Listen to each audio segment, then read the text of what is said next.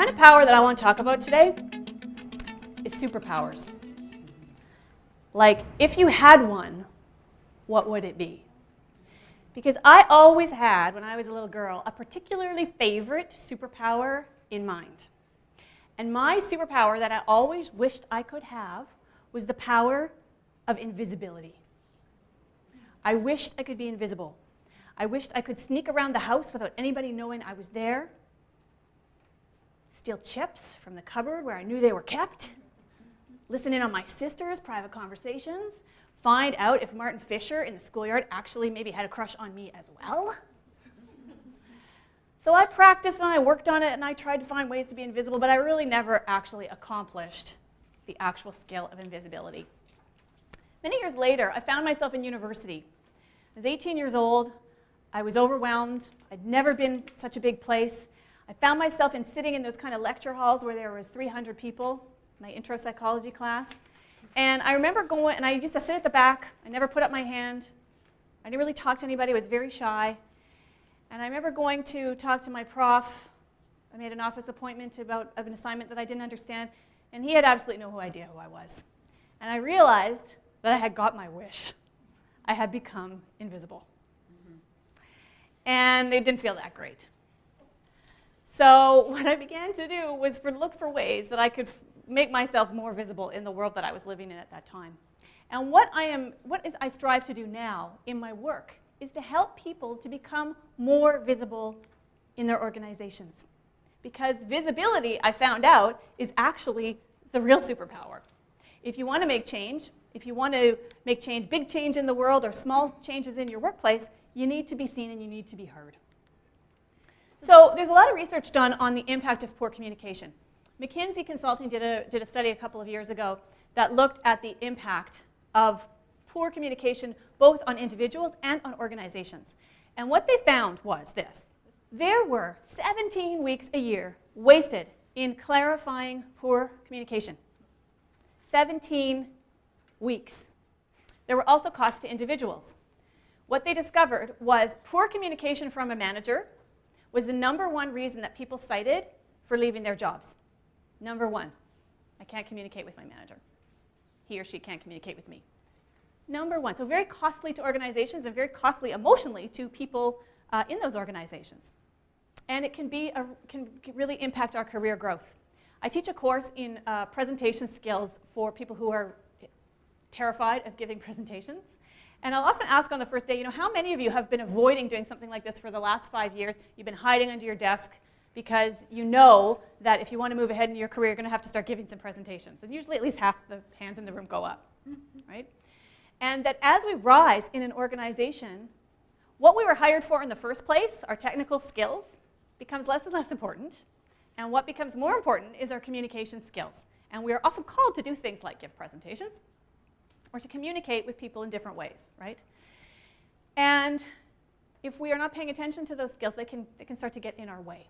So it becomes very, very important that we are being seen and heard through our communication. So we're going to look at the idea of power, not just superpowers, but other kinds of power in an organization. There's 2 kinds of power in an organization. The first one is positional power, and the second one is personal power. Most of us don't have positional power. Positional power is the kind of power that you have by having a really big title. Okay, so you're executive vice president of blah, blah, blah, right? You're chief operating officer of whatever. Okay, that we don't have those kind of big, most people don't have those big titles. Positional power is something that is given to us or that we have earned, but it is not necessarily the kind of power that gives us influence. It might and it might not. Personal power is the kind of power that's available to everybody. So we all need to consider the fact that we have access to personal power. Personal power is the impact to build relationships, to influence relationships by virtue of our soft skills, our abilities to ask questions, to engage, to relate to people, to build on the personal level. Positional power is a kind of power that is built on hierarchies. And some research about the difference between positional and personal power will divide these 2 kinds of powers into gender differences, so that positional power tends to be more of a male model and personal power is more of a female model. There's lots and lots of overlap between the 2, But we're going to be talking a little bit about difference, so gender difference. I want you to just keep that in the back of your mind. Positional power means that we use our power to push through ideas. That's when we hear things like, this is the policy, you must comply, this is mandated. That is pushing through an idea. It's built on hierarchy and the notion of carrots and sticks. You do this, you'll be rewarded, you get to keep your job, or the stick is not so much, right? And it tends to be transactional in nature. You know, you do this, you get this. When you hear the word comply or compliance, how do you feel? How do you feel? When you think about having to comply with something. Let's say there's going to be a new dress code at your office, and you must only wear a white shirt and navy blue pants. But you must comply. It feels restrictive. Yep. What else? Irritated. Yeah. Want to rebel. Yeah, that's how it makes us, most of us feel. We want to rebel. We feel we've got our back to the wall. Now, it doesn't mean that we won't comply.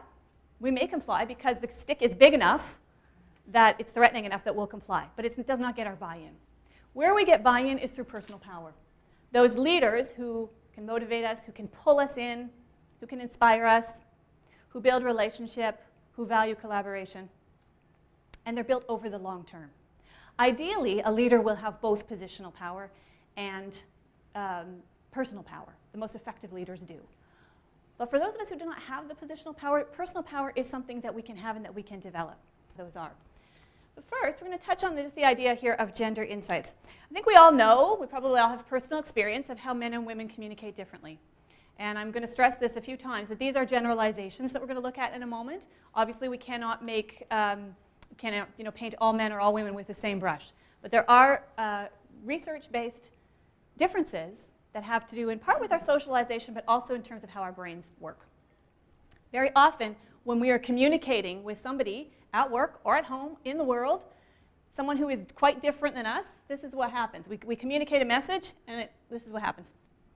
There's nothing wrong with what I said. You're the one who didn't understand. And the point that I want to make to you right now is that the meaning of any message lies in the receiver. The meaning lies in the receiver. That means if they didn't understand, you did not communicate. Simple as that. So in order to communicate effectively with other people, and let's face it, other people are everywhere, we need to understand how that person thinks and how that person likes to be communicated with, how they receive information. And there are many, many different ways of being in the world. There's many different dimensions by which we all experience the world. The one we're going to look at this morning is the difference in gender. And what I want to, here's my disclaimer, again, is that this is not true of all men or all women, right? But these are science-based, research-based differences in how men and women experience the world. 99% of how our brains work are the same. And so talking about the differences, gender differences in brains, it can be a little controversial because it can be used as a way to disqualify women from certain kinds of work. But most of the ways that our brains work are the same. But there are differences in how our brains function, and they have an impact on some of our behavior. So we're going to look at some of those right here. First one is that women are more prone to manage risk. That means that if you are going to talk to your financial advisor, shall we say, you're going to ask a lot of questions before you decide where you're going to put your money, if you're someone who likes to be informed about money. This notion of managing risk, men tend to be much more tolerant of risk much more quickly. It's not that women will not take big risks, but if we do, we want to know all the facts first. This was an example of a gender-based difference that was often cited in the follow-up after the financial meltdown of 2008, 2009. There was an investment banking firm on Wall Street called Lehman Brothers. People heard of it? They don't exist anymore. But there was a lot of talk that if there had been a few more Lehman sisters in there with those Lehman Brothers, we might not have had the problems that we had. Because there was no gender balance at the top of those organizations. There was no balance in things like managing risk. And there is lots of evidence out there now that organizations that have more balance at the top when it comes to gender are more successful, are more profitable, have greater longevity, have less churn within their organizations. So risk is the first one. Multitasking, single tasking. Say no more about that one. Yeah, we all have some personal experience of that one. Women are more prone to be able to multitask. We actually can only think one thing at a time, but we can do it sequentially much more quickly. And it has to do with how the two hemispheres of our brain are connecting much more frequently than they are in men. Women tend to collaborate, build relationship. We prioritize building relationship. This is one reason that women can often be very, very effective in sales. But they will take longer to make the sale because they will put more emphasis on building the relationship, as opposed to men who will be more inclined to just go for the kill, take a much more hunt and kill approach to sales. Women will build consensus and seek input because we will prioritize the relationship. Men are more likely to be competitive and to one-up each other. So that experience that you may have had in a meeting, or you may have observed it in a meeting, where somebody has an idea, a woman has an idea, and a man later on reiterates the same idea, and suddenly it's his idea, that's what this is. There's a competitiveness that women will often experience in a much more negative way than men will. Men do not take competition personally, but women are more likely to take it personally. Women talk to reduce stress, and the way that men reduce stress is by acting. So if you've ever had that experience, I had a man in a course I was teaching a couple of years ago come to me at the end of the day, and this was a course on communicating with your colleagues, and he said, "Oh, this has been really helpful to me." And I said, "That's great." And he goes, "I finally know how to talk to my wife." I said, "What?" His wife will often have a problem that he wants to talk through about what happened at work. And he said, "Now I realize she doesn't want me to solve the problem. She just wants me to listen." I'm like, yeah, that's probably true, right? Women actually release the serotonin. It relieves our stress to talk about a problem. It's not about solving the problem, but that helps us feel less stressed. Men will relieve stress by fixing the problem, right? So they're very different approaches. One is not better than the other, but they are different. Women will internalize, it's personal, and men will externalize. It's not personal. I have a friend who was telling me a story recently about a custody battle that she went through with her husband, who was trying to gain custody of his child from another marriage. And they didn't succeed. The child was kept with his mother, and she was really devastated about this at the time. And she said, I always just thought we didn't do a good enough job. We didn't prepare well enough. We didn't have a good enough case. I've always felt like there was something else I could have done. And her husband's response was, there's something wrong with the system. And that's an example of the internalizing versus externalizing, right? He had no inclination whatsoever to take it personally. It must be an external problem. So again, these are tendencies we have in both men and women. Women will ask questions to problem solve, and men will often see what it feels like excessive questioning to them as being a time waster.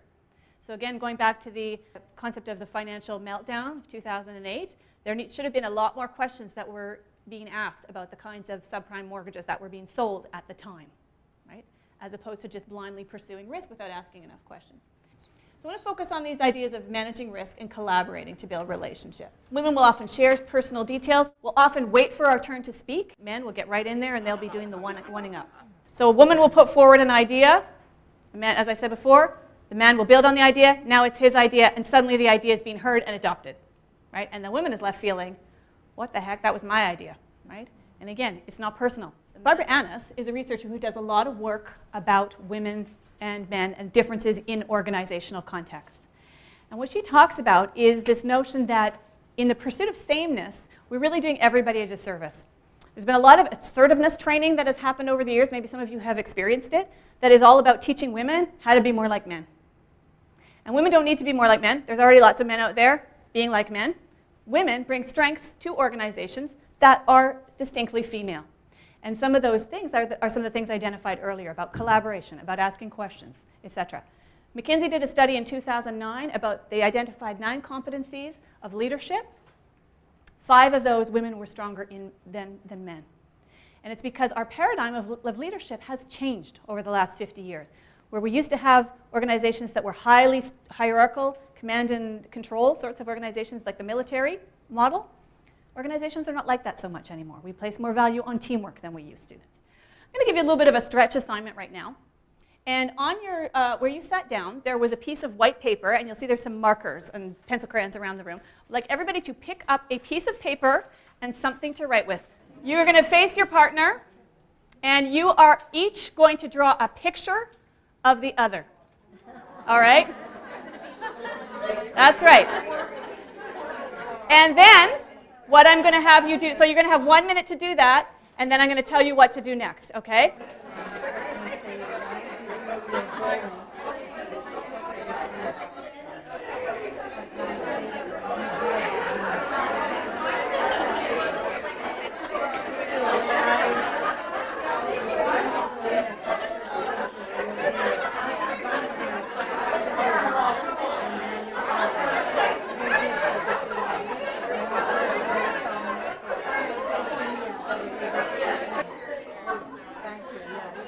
I'm going to guess that laughter that I'm hearing is because you're all going, wow, I didn't know I'm looking so good today. Okay, so what I'd like to know is when you received that picture from somebody else, how many of you heard that other person apologize in some way? Okay, looks like most. Okay, and how many of you heard them criticize in some way the drawing that they did of you? Yeah, okay, looks like most people. All right, so I asked you to do something that was outside of your comfort zone, right? I'm guessing many of you don't think of yourselves as good artists. I myself don't think of myself as a good artist, visual artist. But so I asked you to do something that was kind of felt a bit risky and maybe a bit uncomfortable. And when we are asked to do something that we feel risky and uncomfortable, that is a tendency that we have, and women have it more than men do, I hate to tell you, that we apologize, right? And it is something that we have somewhere over the course of our lives, we have learned, or maybe we've been told, you're not very good at drawing, right? Or we've gotten that feedback, or we've experienced, or it's something we've just not pursued, a skill we haven't developed, right? Interestingly, children don't do that, right? If a child draws a picture of you, what are they going to do? They're going to look what I drew! This is you, right? I'm going to actually show you something in a moment that illustrates this, and I want to just warn you right now that there's some adult content in the next slide. It is X-rated. I do have permission to show it, okay? But if you are easily offended, you might want to avert your eyes here. This is a picture drawn by my 4-year-old son. It's a picture of our family. And in it, we are all naked. This is a picture he did in junior kindergarten of our family holiday, which I will tell you is in Winnipeg. So we were not naked very much, okay, in December in Winnipeg. Especially not outdoors, where this appears to be. And he presented this to his teacher with pride and talked about in quite some detail about each member of the family. Yeah, so it was, I'll spare you those details. But he presented it with a lot of pride, no apologies, right? So that desire to apologize for things we're not confident about is something that we learn. It's a learned behavior. In organizations, when we are apologizing for some of our work, it is a way of diminishing ourselves. And what most of us want on some level is to be truly seen, to be seen for who we are. Okay? And that applies whether you're an introvert or an extrovert. Introverts don't tend to want to be the center of attention, but we do want to be seen for who we authentically are at work, right? And to be valued for who we are. I'd like you to take a moment to look at some of these, what I call stretch tasks, stretch assignments, where you might have to do something that's going to stretch you out of your comfort zone. You might think of others. What I'd like you to think about right now is before you go to do one of these things that scares you a bit, what do you think in your mind first? And if you can think of a thought you might have, I'm going to invite you just to jot it down. You won't have to share it, but just jot down what that thought is. I have to do something at work that really scares me. I'm super nervous about it. I have to negotiate a raise. What am I thinking before I go in to have that conversation? All right, so just jot that down. And now we're going to look at some concepts that come from psychology, cognitive behavioral psychology. And there's a concept there that's known as distorted thinking, sometimes called automatic thinking. And what they are distortions of how we think that they call them automatic because they could become repetitive. And there are a number of different categories. I'm just going to show you a few of them. The first one is called mind reading. And mind reading is when we assume we know what other people think without any evidence. So he thinks I'm an idiot. Fortune telling is when we predict the future negatively. Things are going to get worse. I won't get that job. I'll have to do something else. Maybe I'm going to go work at 7-Eleven. Catastrophizing is I make a mistake with this report. My boss is going to yell at me. Maybe she'll fire me. If I get fired, I won't have a good reference, so I won't be able to get another job. I'll wind up losing my home. I'll live on the street, and I'll be eating cat food. That's catastrophizing. You laugh. Most of us probably do it, right? So when we go to the worst extremes. Discounting positives. We claim that positive things that we do are trivial. Well, that's what admin is supposed to do. Well, yeah, of course I do. That's part of my job. We discount our successes and we think they're not important. Negative filtering is we focus entirely on the negatives. Look at all the people in here who haven't responded to my emails. Unfair comparisons. We compare ourselves unfairly to people who have a lot more experience, perhaps, with something than we do. We personalize. We attribute a disproportionate amount of blame to ourselves for negative events. This would never have happened if it wasn't for me. And regret orientation. We focus on the idea we could have done better in the past as opposed to what we can do better now. And this is one that women are particularly prone to. It's sometimes called ruminating, where we reflect and sometimes even obsess on the mistake that I made, that negative thing I had in my performance review. I'm going to go back to my boss again and ask for some more feedback on that, right? As opposed to the 85 things that were positive, we are going to fixate on the one that was not. So we want to think about, when we think about the inner critic, to quiet that critic as opposed to actually banishing it or getting rid of it. Because the truth is, we will not get rid of it. We will lose. That inner critic is always going to be there, and that inner critic is there for a reason.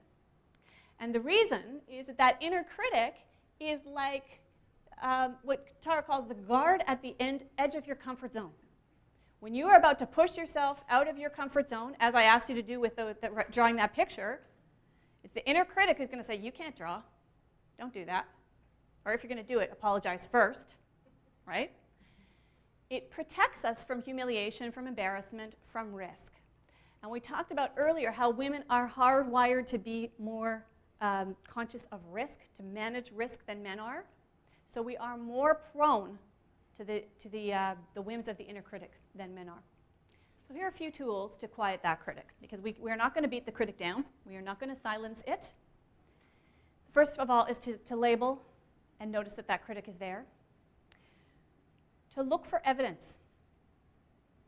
This is going to be really useful, particularly in those kind of raise negotiations. What evidence do I have here that I'm not going to get the raise?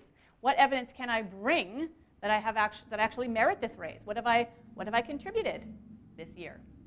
What has happened in this organization that wouldn't have happened if it wasn't for me? Separate ourself from the voice. Realize that mean voice in your head is not you. It's probably not telling the truth. Turn down that volume. And so one of the ways we can do that is by acknowledging the motives of that inner critic, understanding that that critic is there to protect us from risk, and to say, thanks, but I got this one covered. I'm good. But I understand what you're trying to do to help me. These tools can be very effective in helping us to quiet that voice down a little bit. I very often have people come to me and say, I'm going to take that risk as soon as I feel confident. As soon as I'm confident that I can do it, I'm going to do it. And when I've begun to work with people when I'm doing my coaching and in my training, is to start to guide people away from this notion of confidence, because confidence is a never-ending moving target, right? We never usually feel really confident with something until we've done it many times.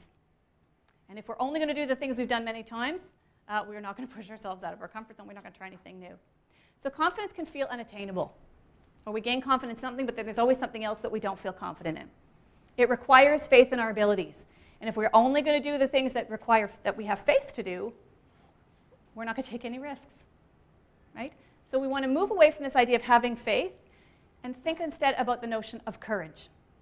And courage is when we do the thing even though we're not sure we can, even though we feel afraid. The beauty of courage is we can draw from our reserves of experience of things we have done well. It can be bolstered by the feedback and support of other people. And we can build on the successes of the things that we know we have already done well. Confidence can't. So when we're not sure what to do, whether to do it or not, we're going to push ourselves to actually act. All right, we're going to look at the notion now of presence. What is that intangible thing that's often called presence? It's often referred to as executive presence, as I said before, but I like to think of it as leadership presence or powerful presence. I was reading a story the other day about a young woman, teenager actually, who was who had some real problems with her family. She had a very violent family. She was kicked out of her home. She had to go and live in the countryside with some friends. And it all had to do, was centered around a big falling out she had with one of her brothers. In the meantime, her father died, and she knew that she needed to find a way to get back into her home and reestablish herself in the family, because her family was actually quite a powerful family. And she did, and she found a way to sneak back into her home, and she ultimately ended up wielding a tremendous amount of power in the world. And this woman was Cleopatra, who was a teenage queen. And she did come from a very violent family. They had a long history of murdering each other in the interest of power. And she was in a fierce competition for the throne with her brother. And he had her evicted from the palace. And eventually, Caesar, who was Roman, came to conquer Egypt, set himself up in the palace, and Cleopatra had to figure out a way to get herself back in. Legend has it she had one of her guards smuggle her in a cloth bag, and she was revealed in Caesar's chambers, and she was able to persuade him to align with him. Now, in the movie, starring Elizabeth Taylor, she looked really great, and she was really beautiful and a very sexy woman. But in all historical accounts of Cleopatra, we tend to think of her as being a very beautiful woman, embodied by Elizabeth Taylor, Angelina Jolie, or women who played her in movies.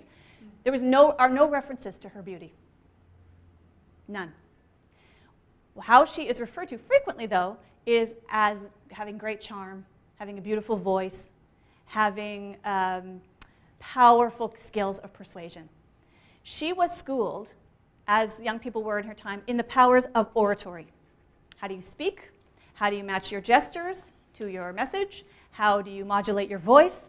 All these things these elements of nonverbal behavior. And she was known to be extremely persuasive, extremely charming.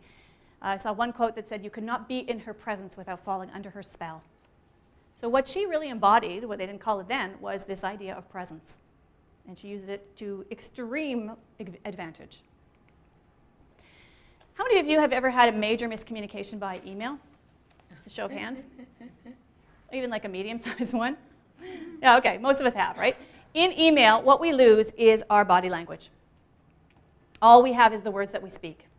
Research shows that 60% at least of our communication is nonverbal, which means it's anything besides the words that we speak.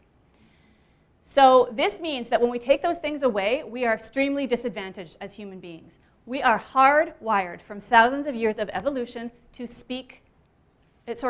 read each other, to interpret each other non-verbally, using our whole being. We look at the body language, we look at the facial expression, we listen to the tone of the voice. We don't think about it, we just do it intuitively, which is why we feel so disadvantaged if we have to have a difficult conversation with somebody over the phone. We'd much rather do it in person, right? Except for those people who the kids now who break up with each other by text, but that's a whole different culture, right? But when we don't have that physical person right there in front of us, we feel like we're at a disadvantage. There's something we can't quite read properly, right? So there's body language, there's eye contact, and there's our voice. So what I'd like you to do right now is just take a moment, just do a little, without moving, just take a moment to notice what your body language is right now. Just how you are sitting.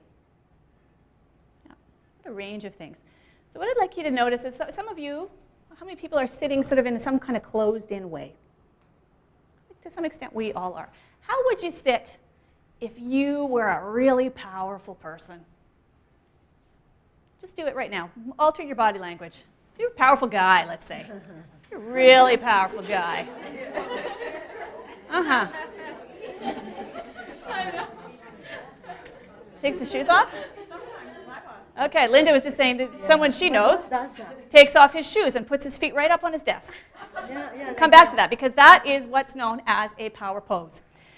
There is a movement happening. It happened in New York City, where there was a public service campaign started in order to avoid this. It's directed specifically at men, and it was called Stop the Spread, Dude. And what it was about was targeted at men, and some men protested and said this is sexist, and come back to that in a second. But people who were taking up too much space on the subway, taking up 2 seats. right? There is a biological reason that men take up more space. And it is because when we take up more space, we feel more powerful. It raises our testosterone. There is research done by a scientist by the name of Amy Cuddy, who's a professor at Harvard, about not only how we all know that body language is something that influences how we perceive people, but what she wanted to know was, does body language impact how we actually feel? So what she developed was a study on a concept that she called power posing. And we're going to do that right now. So what it looks like is, one of the power poses was this notion of putting your hands behind your head, putting your feet up on your desk. We don't have to do that right now because we don't have a desk. But the other ones are Wonder Woman, this one came to be known, or this one here. We take up a lot of space. So we're going to invite you to stand up, and we're going to take 2 minutes to power pose. You're going to put your hands either on your hips, or if you really feel like feeling powerful, you're going to actually put those hands right up in the air. Okay, she had a number of different power poses. And we're going to just hold that for 2 minutes. And while we're doing that, I'm going to share with you what she learned. Oh yeah, you guys look fantastic. All right, so what she learned was that primates do this, that all animals across the animal kingdom, not just primates, but they would study primates in particular, when they are wanting to feel dominant or powerful, they make themselves bigger. We all do this. We make ourselves bigger. It results in an increase in testosterone and a lowering of cortisol, which is a stress hormone. So it's not enough just to have raging testosterone and feel really powerful if you're also super stressed out at the same time. Doing this actually has an impact on both. Now I'm waiting for people to be getting all aggressive with me now. So far that's not happening. All right, but our body language communicates a lot, but it also has an impact on how we feel. Our verbal communication, this is where the rubber kind of hits the road in ways that we make ourselves smaller in written communication, but also in verbal communication. Some of you may have heard it when you did that drawing exercise earlier. It happens through things like apologizing, minimizing. Oh, this is just a little thing I just whipped off. I didn't have a lot of time. Disclaimers. I'm not an artist, and you look way better than this, right? Or taglines. It's not so bad, don't you think? So all these things are minimizing and weak language. There's ways that we make ourselves smaller through our language. We do it in emails. We do it in person. We are all subject in the world to what is commonly known as the double bind. And what the double bind is this. I saw some fantastic research about this recently, which is this, that when we meet new people, all of us, and women do this as well as men, we make judgments about them immediately. And what we're determining, what we're filtering for is this person warm? Is this person competent? Are they nice and friendly? Can they do what they say they're going to do? We judge warmth first. Research shows that when we look at dominant groups, in North America this would be white men, dominant groups are able to have both, be likable and be competent. Non-dominant groups, women, visible minorities, choose one. Very often, non-dominant groups are seen to have one or the other. You can be competent, but not very likable, or you can be likable, but not very competent.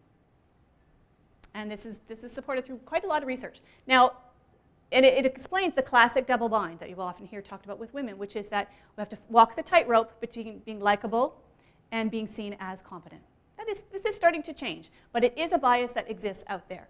And so how women have learned, consciously or unconsciously, to manage that double bind is to go extra far to be not too pushy, right? And some of the ways that we manage that is through some of that tentative language that I talked about earlier, because we know, consciously or unconsciously, that if we do those things, we're going to pay the price. Nobody's going to like us.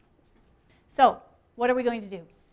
We're going to look for ways that we can lead with warmth, because warmth is the thing that's assessed first, but be mindful of the ways that we are minimizing ourselves through our language, through our body language. We're going to build on our strengths, which are about listening, asking questions, using attentive body language, and deepening those relationships that most of us tend to have strength in. I hope today that I have convinced you that invisibility is not the superpower that I thought it was. And I will encourage you, as you go back into your workplace, to find an opportunity to be seen, to be heard, to be visible, but still to be yourself. Thank you very much.